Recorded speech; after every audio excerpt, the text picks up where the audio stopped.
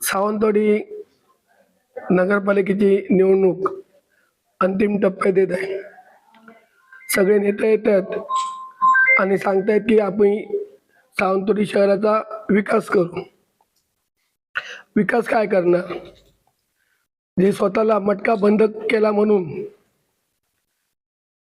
सगळीकडे मिरवत आहेत की आपण मटका बंद केला, त्याच लोकांनी मटकेवाल्याला तिकीट दिलं. याचं उत्तर पहिलं जनतेला द्या. मालवण पोलीस स्टेशनमध्ये गुन्हा दाखल आहे. तुम्ही जर मटक्यावाल्याला तिकीट दिलं तर इथं मटक्याचा विकास करणार काय? हे पहिलं उत्तर द्यावं. त्याच्यामुळे विकास फक्त सन्मान्य दीपक भाईच करू शकतात, अन्य दुसरा कोणीही विकास करू शकत नाही. त्याच्यामुळे सावंतवाडीच्या सुज्ञ जनतेने हे लक्षात घ्यावं की इकडचे जे स्थानिक नेते असतात त्यांच्याबरोबर जनतेने राहायचं असतं. बाहेरनं येऊन कोण सांगून काय होत नाही आणि इथं बाहेरच्या व्यक्ती या सावंतवाडीत चालत नाहीत. त्याच्यामुळे निश्चितपणे सावंतवाडीची जनता मराठी बोलणाऱ्यालाच निवडून देईल. एवढ्या ठिकाणी मला सांगायचं आहे. हा एक मुद्दा झाला. दुसरा मुद्दा, लखन भोसलेंनी प्रेस घेतली की काहीतरी तलावात हॉटेल 2003 मध्ये आले होते. 2003 मध्ये म्हणजे 22 वर्षापूर्वी. यांचं वय 35 आहे.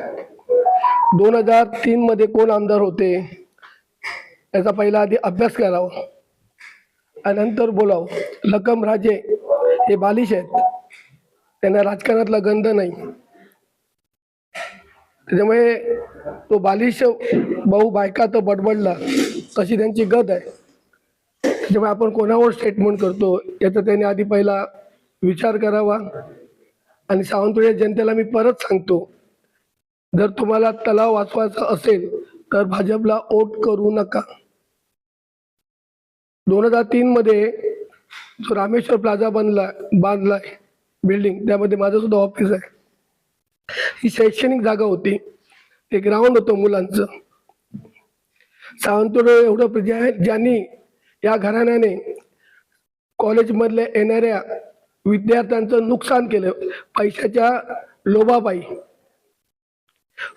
आणि ते ग्राउंड होतं त्याच्यात बिल्डिंग बांधली. म्हणजे पैशासाठी हे घरानं काही करू शकतं, कुठच्याही टोकाला जाऊ शकतं.